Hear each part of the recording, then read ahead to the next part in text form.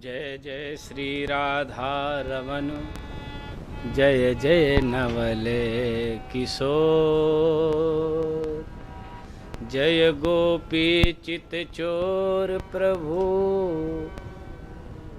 जय जय माखन चोर। यदि मैं ऐसा जानती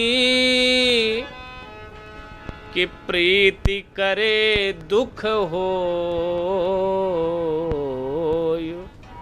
सो नगर ढिंढोरा पीटती, कि प्रीति न करियो कोई। हे पार्थ के सारथी तुमको कोटि प्रणाम, मेरे मन की भीगहो अपने हाथ लगा।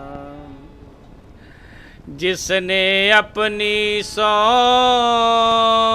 दी हाथ प्रभु के डोर,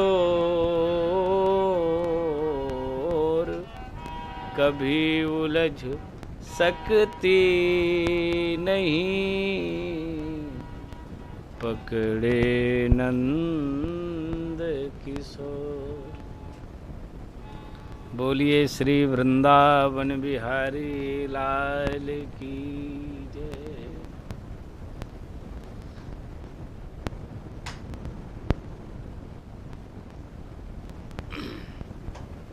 आज बहुत ही पावन पर्व है। आज कार्तिक कृष्ण पक्ष की चतुर्थी है। आज के दिन को हम लोग करवा चौथ के नाम से जानते हैं। करवा चौथ की बहुत महत्ता है, बड़ा ही पवित्र दिन है। आज के दिन व्रत करने से सौभाग्यवती महिलाओं को मनवांछित फल की प्राप्ति होती है। हाँ,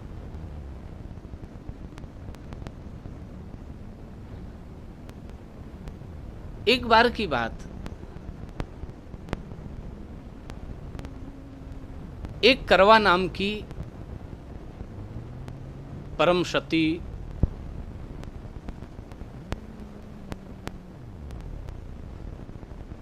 और पतिव्रता स्त्री थी।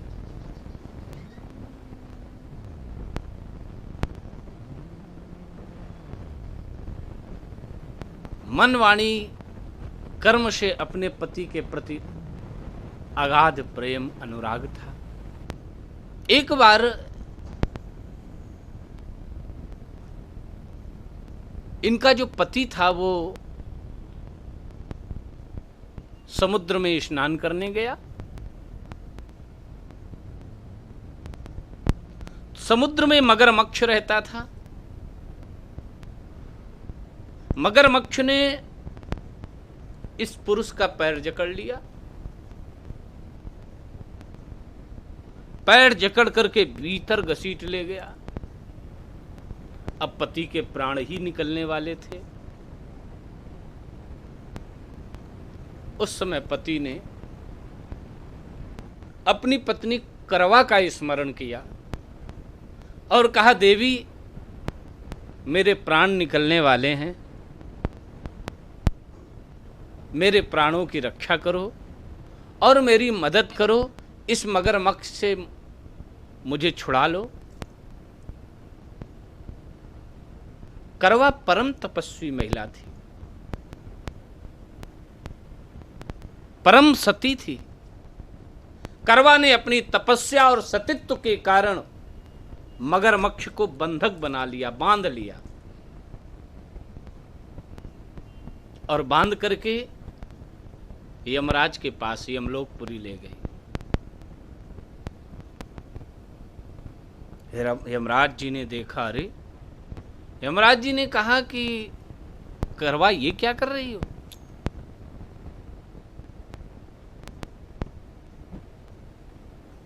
करवा ने कहा महाराज इसने हमारे निर्दोष पति को, इस मगरमच्छ ने हमारे निर्दोष पति का पैर जकड़ करके और बीच समुद्र में ले गया और उसके प्राण हरण कर रहा था। मैं किसी प्रकार बचा करके लाई हूं और इसीलिए मैंने मगरमच्छ को बंधक बना लिया है और बांध करके आपके पास आई हूं कि अब इसे आप मृत्युदंड प्रदान कीजिए और मेरे पति की चिरंजीव होने का आशीर्वाद दीजिए, पति की आयु लंबी हो।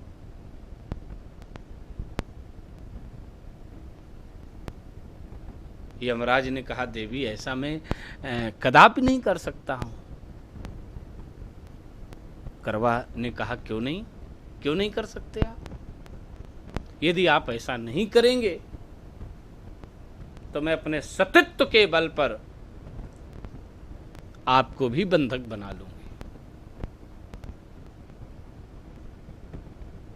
आसपास जो गण खड़े थे यमराज के, वो सब आश्चर्य में पड़ गए।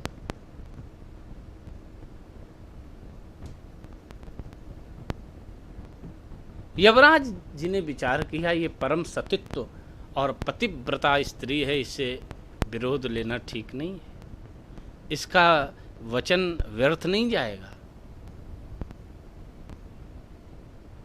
यमराज ने उसी समय उस मगरमच्छ को यमलोकपुरी में भेजा और करवा के पति की आयु लंबी की, उसे चिरंजीव बना दिया और करवा को आशीर्वाद दिया। हे करवा, इस दिन इस तिथि को, जो आज की तिथि है कार्तिक कृष्ण पक्ष चतुर्थी, आज के दिन जो सौभाग्यवती स्त्री आपका पूजन करेगी, आपका व्रत करेगी, भगवान गणेश का स्मरण करेगी, उनका पूजन करेगी और चतुर्थी स्कंद माता का जो पूजन करेगी, उसे मैं मनवांछित फल प्रदान करूंगा और उसका सुहाग अटल करूंगा, उसके पति की आयु लंबी करूंगा, जो स्त्री आज के दिन समर्पित भाव से और इस व्रत को करेगी। ये व्रत बड़े ही नियम संयम से करना चाहिए। एक कथा ऐसी भी आती है, एक सेठ जी थे, उनके 7 पुत्र थे, एक बेटी थी। धीरे धीरे ये करवा चौथ का पर्व आया, सभी बहुओं ने व्रत किया। एक बहन थी, उसने भी व्रत किया। जो बहन थी वो व्रत के कारण बड़ा परेशान थी, उसको प्यास लग रही थी, बड़ी विचलित हो रही थी। बड़े भाई ने कहा बहन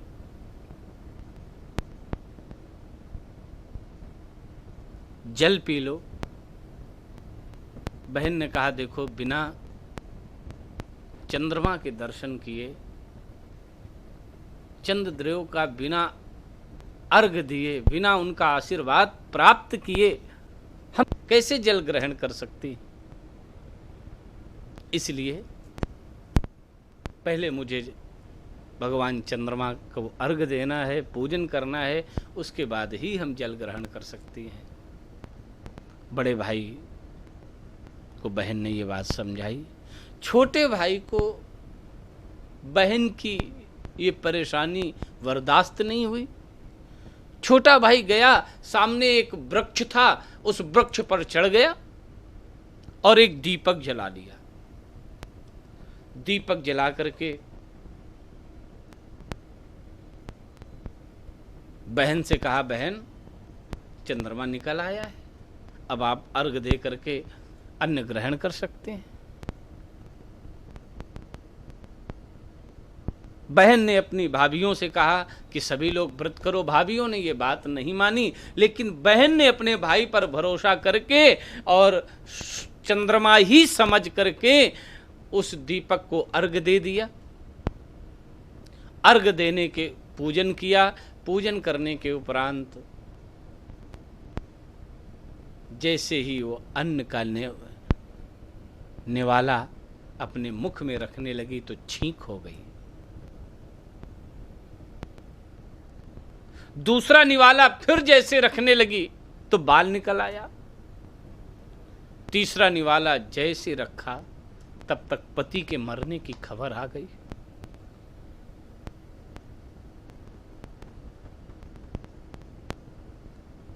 जब ऐसी घटना हुई तो भाभीियों ने समझाया अपनी ननद को कि अभी चंद्रमा निकला भी नहीं है और ये तो आपने दीपक को अर्घ दिया है, दीपक की रोशनी में आपने अर्घ दे दिया चंद्रमा समझ करके।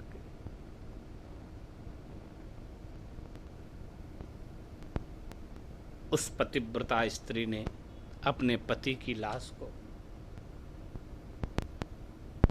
रख लिया। पति की लाश को रख लिया और हर महीने की चौथ को व्रत करती रही। 1 वर्ष पूरा हो गया। पति की उस शरीर में पेड़ पौधे घास उग गई।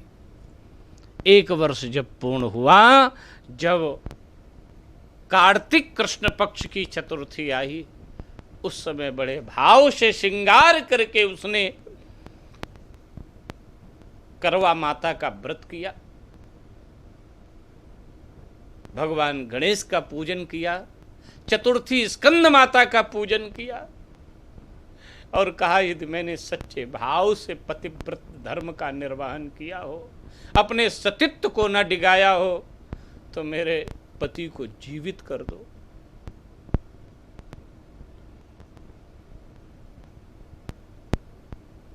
वही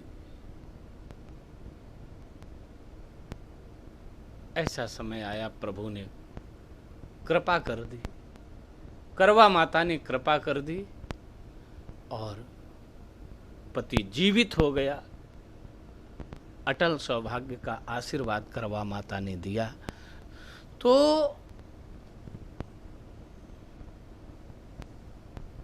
आज के दिन कार्तिक कृष्ण पक्ष की चतुर्थी के दिन करवा माता ने इस व्रत को सर्वप्रथम किया था, इसलिए उन देवी का नाम करवा था और तिथि चौथ थी, इसलिए नाम भी करवा चौथ हो गया। और तब से ये प्रथा करवा चौथ व्रत की चली आ रही है। दूसरी बार इस व्रत को देवी द्रौपदी ने भगवान श्री कृष्ण के कहने पर किया था, जिससे अखंड सौभाग्य प्राप्त हुआ। आज के दिन जो महिलाएं श्रद्धा, समर्पण, निश्चल, समर्पित भाव से भगवान गणेश का स्मरण करती हैं, चंद्रमा का पूजन करती हैं, करवा माता की पावन कथा सुनती हैं और अर्घ देती हैं, परमात्मा और चित्रगुप्त महाराज उन सौभाग्यवती महिलाओं को आशीर्वाद देते हैं कि आपके पति की आयु खूब लंबी हो, आपका अटल सुहाग हो, ऐसा आशीर्वाद देते हैं। इसलिए आज के दिन बड़े भाव से करवा चौथ का व्रत स्त्रियों को करना चाहिए, सभी को मनोवांछित फल की प्राप्ति होती है। बोलिए करवा माता की जय।